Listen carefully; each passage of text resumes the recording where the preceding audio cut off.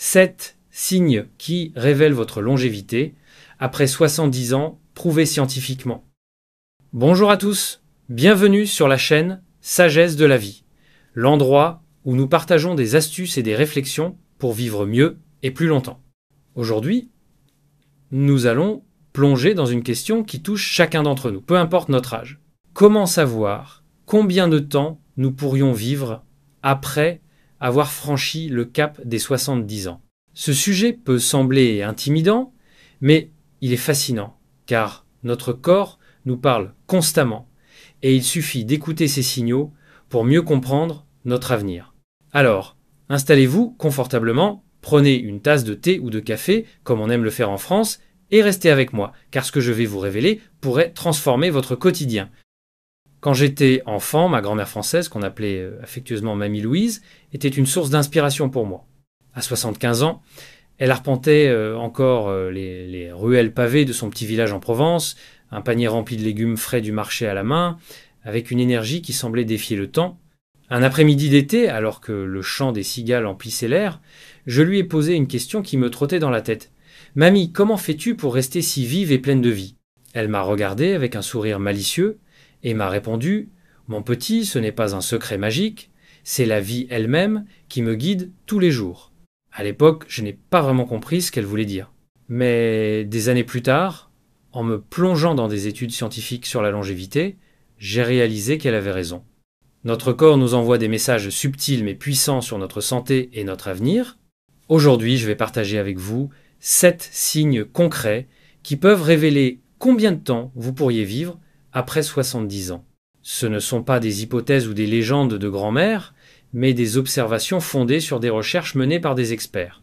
Préparez-vous à découvrir des vérités simples et accessibles et surtout des moyens d'agir pour améliorer votre vie. Allons-y ensemble. Voici les 7 signes qui, selon la science, peuvent indiquer combien de temps vous pourriez vivre après 70 ans. Je vais les explorer un par un avec des exemples tirés de la vie réelle et des astuces pratiques que j'ai testées moi-même ou observées autour de moi. Ces signes ne sont pas là pour vous inquiéter, mais pour vous donner des outils afin de prendre soin de vous et de ceux que vous aimez. Signe 1. Votre vitesse de marche. Commençons par quelque chose que nous faisons tous les jours. Marcher. Les études montrent que les personnes âgées qui maintiennent une allure vive et régulière, après 70 ans, ont tendance à vivre plus longtemps que celles qui ralentissent de manière significative. Pourquoi cela compte-t-il autant? Parce que votre vitesse de marche est comme un miroir de votre santé globale. Elle reflète la force de vos muscles, la résistance de votre système cardiovasculaire et même la clarté de votre coordination neurologique. Imaginez 2 voisins dans une petite ville française, Pierre et Jacques, tous 2 âgés de 73 ans. Pierre est un habitué des balades matinales. Chaque jour, il traverse son quartier parisien d'un pas assuré, s'arrêtant parfois pour saluer un ami ou admirer les vitrines des boulangeries. Il monte les escaliers de son immeuble sans hésiter, et ses mouvements restent fluides.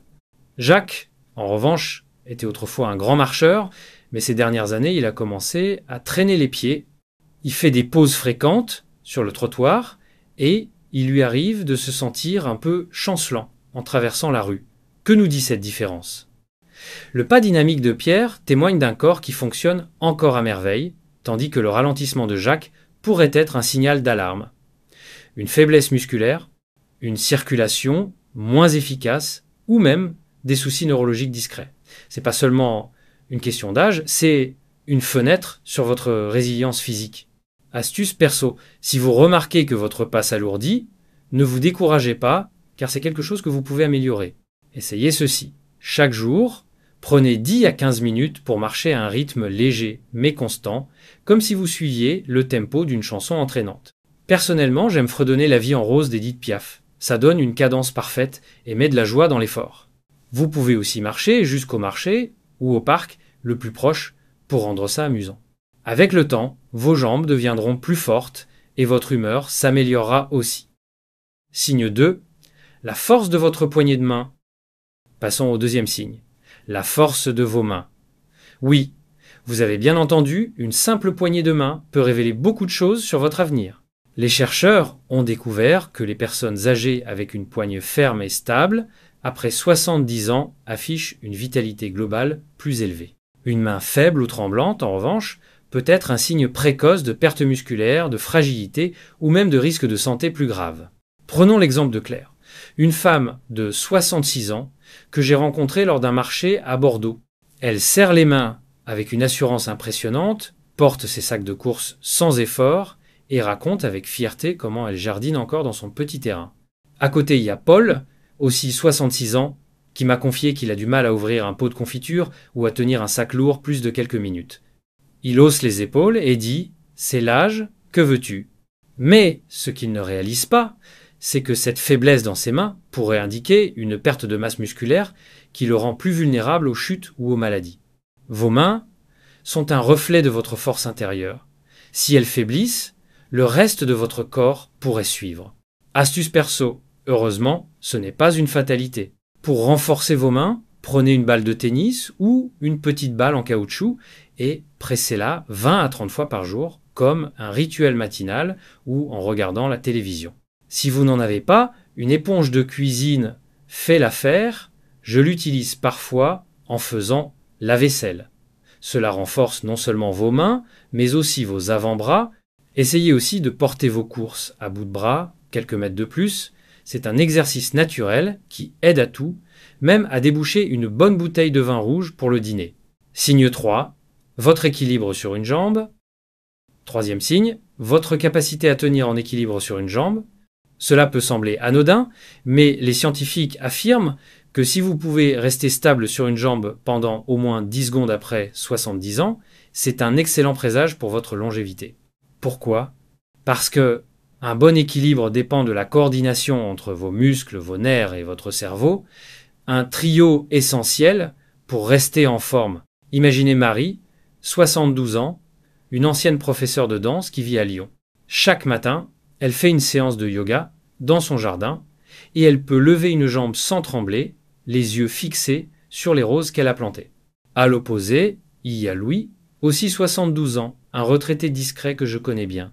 Quand il essaie de tenir sur une jambe, il vacille presque immédiatement et doit s'appuyer au mur ou attraper une chaise. Il rit en disant « Je ne suis pas un acrobate !»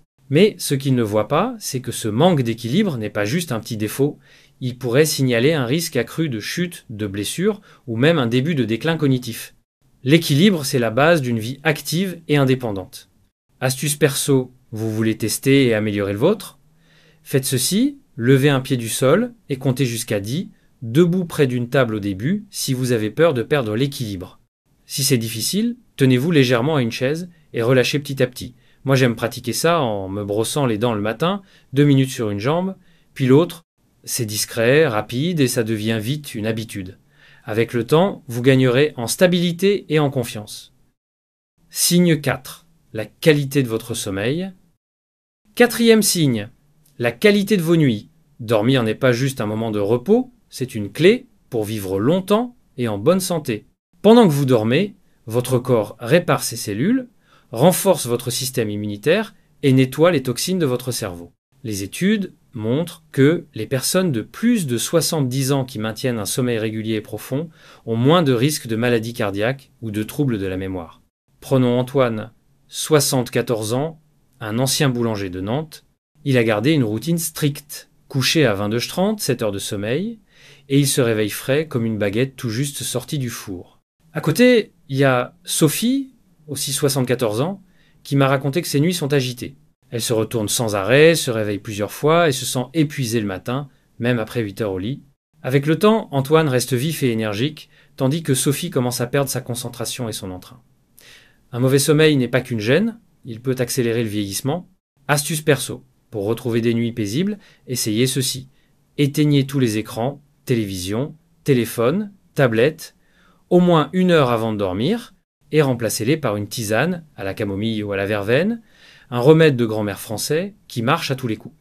Moi, j'ajoute une goutte de miel pour le plaisir. Vous pouvez aussi ouvrir la fenêtre 5 minutes avant de vous coucher pour laisser entrer l'air frais. Ça apaise l'esprit et prépare au sommeil. Signe 5. Votre appétit et vos habitudes alimentaires. 5e signe. Votre rapport à la nourriture. Après 70 ans, un appétit sain et une alimentation équilibrée sont des alliés précieux pour rester en forme. Mais si vous perdez le goût de manger ou si vos habitudes se dégradent, c'est un signal à ne pas ignorer. Prenons Jeanne, 75 ans, une amie de ma tante qui vit à Toulouse. Elle adore cuisiner, des plats simples mais savoureux, avec des légumes du marché, du poisson frais et un peu d'huile d'olive. Elle savoure chaque bouchée et maintient un poids stable. Puis il y a Marc, aussi 75 ans, qui m'a avoué qu'il n'a plus vraiment faim ces derniers temps. Il saute le petit déjeuner, grignote des biscuits industriels l'après-midi et a perdu quelques kilos sans s'en rendre compte. Ce changement n'est pas anodin. Il pourrait cacher des problèmes digestifs, une fatigue générale ou même un signe de santé plus sérieux. Mangez bien, c'est pas juste se remplir l'estomac, c'est nourrir votre corps pour qu'il reste fort. Astuce perso, si votre appétit baisse, ajoutez une poignée de noix, amandes ou noisettes, ou un yaourt nature à vos repas, c'est léger mais riche en énergie. Moi, j'aime terminer mon dîner avec un petit morceau de fromage, comme un bout de comté ou de chèvre frais. C'est un plaisir simple qui apporte des protéines et du goût. Essayez aussi de manger avec quelqu'un, un ami ou un voisin, car le partage rend les repas plus agréables. Signe 6. Votre gestion du stress. 6e signe. Votre façon de gérer le stress. On le sait tous, la vie après 70 ans peut apporter son lot de soucis, des factures imprévues, des nouvelles de santé ou des tracas familiaux. Mais la manière dont vous y faites face peut faire toute la différence. Les études montrent que trop de stress chronique fatigue le corps, affaiblit le cœur et accélère le vieillissement, tandis qu'une bonne gestion vous aide à rester en santé. Imaginez Alain, 77 ans, un ancien libraire de Strasbourg. Quand un problème surgit, il prend une grande inspiration, réfléchit calmement et trouve une solution sans se laisser submerger. À côté, il y a Nicole, aussi 77 ans, qui m'a dit qu'elle passe des heures à ruminer. Elle s'inquiète pour tout, la météo, ses enfants, son avenir, et finit par se sentir épuisée. Avec le temps, le stress de Nicole use son énergie et son sommeil, tandis qu'Alain garde son calme et sa vitalité. Astuce perso.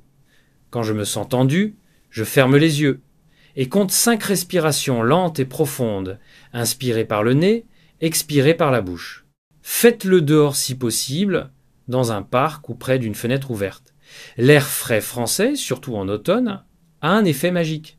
Vous pouvez aussi écrire vos soucis sur un papier et le ranger, ça aide à les mettre à distance. Signe 7, vos liens sociaux. Enfin, 7e signe, vos relations avec les autres. Les chercheurs sont formels, des liens solides avec la famille, les amis ou la communauté prolongent la vie et améliorent la santé.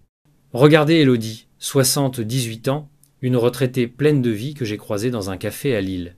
Elle passe ses après-midi à discuter avec ses amis autour d'un thé, appelle ses petits-enfants chaque semaine et participe à un club de lecture.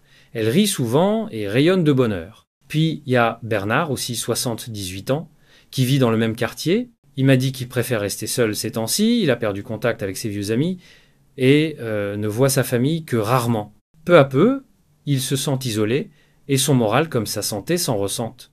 Les relations, c'est pas juste du plaisir, elles stimulent votre cerveau, réduisent le stress et libèrent des hormones qui vous font du bien.